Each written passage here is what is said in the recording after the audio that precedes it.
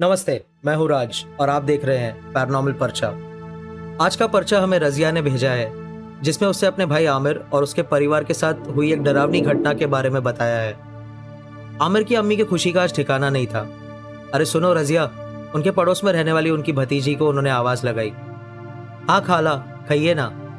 मेरी आमिर की नौकरी पक्की हो गई। रज़िया भी ये सुन के बहुत खुश हुई और उनके घर आ गई। अरे वाह आमिर भाई, आप सबको बहुत मुबारक। आमिर ने उसे शुक्रिया कहा और अलग कमरे में चला गया अपने फियोंसे हानिया को कॉल करके बताने के लिए। शाम तक ये खबर सारे रिश्तेदारों में फैल गई। सबके कॉल्स आए मुबारकबाद देने के लिए। आमिर का परिवार बहुत सिंपल था, मिडिल क्लास फैमिली। आमिर के अब्बा का उसके बचपन में इंतकाल हो गया था। उसकी अम्मी ने जैसे तैसे उसे पढ़ाया और बड़ा किया और इंजीनियर बनाया। आमिर ने बहुत मेहनत की थी। अल्लाह के करम से एक अच्छी नौकरी भी लग गई थी और एक बहुत ही सुंदर सुलझी हुई लाइफ पार्टनर मिली थी आमिर को। अम्मी आप हानिया के घर पे बात कर लीजिए, अब नौकरी लग गई है तो निकाह करवा दें। उसकी अम्मी और बड़ों ने बात करके निकाह की तारीख अगले महीने के पहले जुम्मे पे तय की। निकाह एक अच्छे हॉल में कर रखा गया था। सब रिश्तेदार आए। आमिर दूल्हा बने अपने दुल्हन का इंतजार कर रहा था। हानिया आज पार्लर से तैयार हुई। लाल जोड़ा पहने और उसके घने लंबे बालों में गजरा लगाए बिल्कुल एक परी जैसी लग रही थी। उसका भाई रहमत उसे कार में हॉल की तरफ लेने जाने आया था। रास्ते में उसकी कार बंद हो गई। रहमत चेक करने उतरा। इंजन में से धुआं आ रहा था। रहमत वापस आया हानिया की तरफ और उसे कहा, आपा कार खराब हो गई है, मैं अपने दोस्त को कॉल करता हूँ और उसे बुलाता हूँ, आप अंदर ही रुकिएगा। फिर वो थोड़ा आगे जाकर बॉनेट की तरफ अपने दोस्त को कॉल कर बात करने लगा। बंद कार में हानिया को थोड़ी सी घबराहट होने लगी तो बस कार के बाहर निकलकर कार के डोर के सहारे खड़ी हो गई। सामने एक बहुत पुराना खंडर सा था और उस खंडर के बिल्कुल लगकर एक विशाल पेड़ था। वो उस पेड़ को देख रही थी। अचानक उसे ऐसा लगा जैसे उस पेड़ की आड़ में कोई खड़ा हो। उसने और थोड़ा गौर से देखने की कोशिश की, पर कुछ दिखा नहीं। इतने में साइड से रहमत के दोस्त की कार आई और रहमत ने आवाज़ दी, आपा। हानिया ने जवाब दिया हाँ, और वो फिर कार में जाकर बैठ गई। वो लोग वहाँ से निकलकर हॉल पहुँच गए। मौलाना साहब ने निकाह पढ़ाया, सबने जश्न मनाया और फिर रुखसती हुई। घर पे नए जोड़े का स्वागत हुआ, सब बहुत खुश थे और वो फिर अपने कमरे में चले गए। आमिर का अगले दिन ऑफिस था। नई ज्वाइनिंग के कारण से सिर्फ 5 दिन की ही ऑफ मिल पाई थी। सब बहुत अच्छा चल रहा था और सब खुश थे। उनकी खुशी में इजाफा हो गया जब पता चला कि घर में एक छोटा मेहमान आने वाला है। हानिया बहुत खुश थी, लेकिन उसके लाइफ में अब कुछ अनएक्सप्लेन्ड इवेंट्स होने लगे थे। उसे हर वक्त ऐसा लगने लगा जैसे कोई उसके आसपास है, लेकिन उसे दिखाई कुछ नहीं देता था। शाम का काम खत्म करके हानिया अपने कमरे में जाने लगी। उसने डोर ओपन किया तो डर की चीख उठी। अम्मी दौड़कर आई और पूछा क्या हुआ। हानिया ने कहा, अम्मी वहां कोई था, मैंने देखा एक काला सा साया। अम्मी ने अंदर जाकर देखा, वहां कुछ नहीं था। हानिया बेटा ऐसे वहम नहीं करते, तुम दोनों के लिए ठीक नहीं। आमिर भी तब तक घर आ गया। सबने डिनर किया। आमिर से बात हुई, उसने भी टाल दिया और वो सोने चले गए। 2 दिन बाद रात में हानिया की आंख खुली। उसे जैसे कुछ विस्पर्स सुनाई देने लगे। आमिर वहीं सोया हुआ था। वो उठकर बाहर आई तो आवाज छत से आ रही थी। वो ऊपर गई एंड देखा तो उसे अपनी आंखों पे विश्वास नहीं हुआ। उसने देखा आमिर रात के 3 बजे छत पे नमाज पढ़ रहा था। वो डर के वहां से पलटी, सीढ़ियों से उतरी और आखिरी सीढ़ी पे जोर से आमिर से टकरा गई। वो फिर चीखी। अम्मी भी बाहर आ गई और पूछा क्या हुआ। उसने सब बताया। हानिया के कहने पर आमिर ने ऊपर जाकर देखा तो वहां कुछ नहीं था।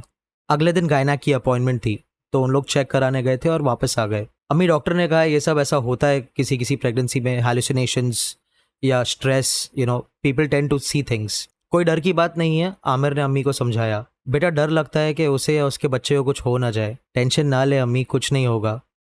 आमिर यूजुअली ऊपरी चीजों में विश्वास नहीं करता था और अपनी माँ को भी यही हिदायत देता रहा। हालात लेकिन बिगड़ते चले गए। 7 मंथ प्रेगनेंसी में हानिया किचन में काम करते करते बातें कर रही थी, लेकिन खुद से। आईने के सामने बैठे बैठे अपने बाल संवारती और खुद से हंसती और बातें करती।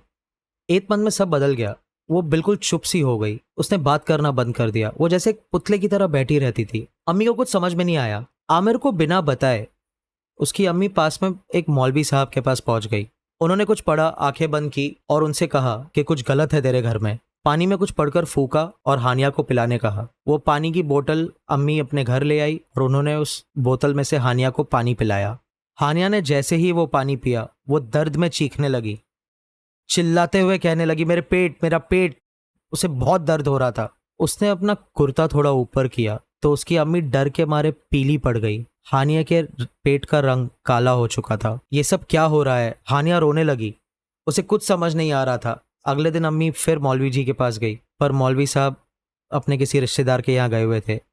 उनके शागिर्द ने कहा वो आज शाम तक या कल सुबह तक लौट आएंगे। घर आई तो आमिर का फोन आया कि उसे आने में आज लेट हो जाएगा, और फिर उसी रात हानिया लेबर में चली गई। उसे इतना ज़्यादा दर्द हो रहा था कि अम्मी अकेले संभाल नहीं पा रही थी।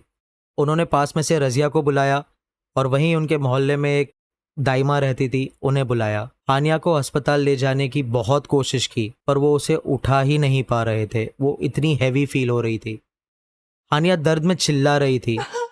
दाइमा ने काम अब अपने हाथ में लिया और सबको बाहर भेजा, और सब बस अब वेट करने लगे। रजिया के घर से कॉल आया तो वो अपने बच्चे को देखने वापस चली गई। इतने में आमिर भी घर आ गया। अम्मी ने सब कुछ बताया आमिर को। आमिर ने कुछ रिएक्ट नहीं किया और वहीं बाहर बैठ गया सबके साथ। कुछ 2-3 घंटे के बाद घर में एक बच्चे के रोने की आवाज़ गूंजी। दाइमा भागते हुए बाहर आई। उनके हाथ में एक बच्चा था, एक भयानक दिखने वाला बच्चा जिसका पूरा बदन काला और नीला था। उसकी आंखों की पुतलियां नहीं थी और उसके रोने की आवाज़ ऐसी जिसे सुन के कानों में दर्द होने लगा। दाइमा कहने लगी, ये बच्चा इंसानी नहीं है, ये शैतान की औलाद है। इतने में आमिर उठा, दाइमा की तरफ बढ़ा, बच्चा उनसे ले लिया और फिर आमिर का चेहरा बदलने लगा। उसकी आंखें गहरी काली हो गई। दाइमा और अम्मी डर के मारे सन्न हो गए थे। उन्हें कुछ समझ आता उससे पहले आमिर ने अपना हाथ उठाकर दाइमा के सीने पे जोर से मारा और दाइमा का दिल वहीं रुक गया। उनकी लाइफलेस बॉडी जमीन पर गिर गई। अम्मी ये देखकर बेहोश हो गई। सुबह जब अम्मी को होश आया तो वहां रजिया ने पूछा, बड़ी अम्मी ये क्या हुआ? दाइमा अब नहीं रही, उन्हें हार्ट अटैक आ गया था। अंदर हानिया भी नहीं है, आमिर भाई का भी कुछ पता नहीं। बड़ी अम्मी क्या हुआ था यहाँ पर? अम्मी उठकर बैठी और वो रोने लगी। इतने में दरवाजे पर दस्तक हुई। रजिया ने दरवाजा खोला तो बाहर मौलवी साहब खड़े थे। अम्मी ने रोते हुए मौलवी साहब को सब बताया। मौलवी साहब ने कुछ सामान मंगाया, एक बर्तन, उसमें उस घर के नल का पानी भरकर लेने कहा, कुछ अपनी पॉकेट से निकाला और उसमें डाला, फिर कुछ पढ़ा और आंखें बंद कर ली। ऐसा लग रहा था मौलवी साहब किसी से बात कर रहे हैं। उन्होंने आंखें खोली और उन्होंने कहा, वो तेरा बेटा नहीं था, एक बहरूपिया था, एक जिन था, और वो तेरी बहू और अपनी औलाद को अपनी दुनिया में लेकर जा चुका है। अम्मी ने कहा, ये क्या कह रहे हैं आप मौलवी साहब? उन्होंने कहा, तेरी बहू को शादी के जोड़े में देखते ही उसे प्यार हो गया था और उसे पाने की खातिर वो तेरे बेटे के रूप में यहाँ आया था। निकाह की रात ही उसने तेरे बेटे को वश में कर दिया था और तेरी बहू से उसी ने निकाह किया था। तेरा बेटा अनजान था कि वो एक जिन के कब्जे में है। जब तक वो यहाँ रहा उस जिन ने उसे वश में रखा। तुम सब भी उसके असर में थे। तेरी बहू जब पेट से हुई तो उस पर असर कम होने लगा, जिसके कारण तेरी बहू को कुछ चीज़ें महसूस होने लगी। वक्त के साथ जब पेट में जिन्नात का बच्चा बड़ा हुआ तो उसने उसकी माँ को वश में कर लिया। परसों तो मेरे पास आई थी तो उसे ये पता चल गया। उसने कल तेरे बेटे को अपने खंडर में ले जाकर मौत के घाट उतार दिया।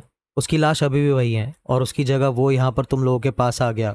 ये सुनकर अम्मी को झटका लगा। वो चिल्लाई, नहीं ऐसा नहीं हो सकता, मेरा आमिर नहीं, मेरा बच्चा कहाँ है?